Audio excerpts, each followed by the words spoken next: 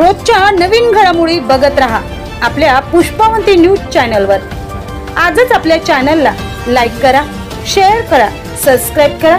गांजा अंमली पदार्थ विक्री करणाऱ्या इसमास अटक। पुसद शहर डीबी पथकाची कामगिरी।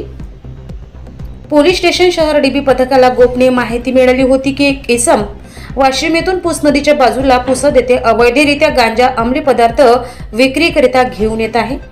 अशा माहितीवरून डीबी पथक पुसद शहराने पोलीस कौशल्याचा वापर करून मोठ्या शितापीने सापळा रचून इसम नामे सलीम खान असद खान वय वर्ष 43 तालुका मंगरुळ पीर राहणार तराडा जिल्हा वाशिम याला पकडून त्याच्या ताब्यात असलेल्या काळ्या रंगाच्या बॅगमध्ये चिकटपट्टीच्या टेपने पॅक केलेले 2 गांजा अंमली पदार्थाचे पॅकेट वजन 2 किलो 150 ग्रॅम एकूण किंमत 28,700 रुपये मुद्देमाल मिळून आल्याने राज्यपत्रित अधिकारी व पंचासमक्ष जप्ती पंचनामाप्रमाणे जप्त करून ताब्यात घेतले आहे।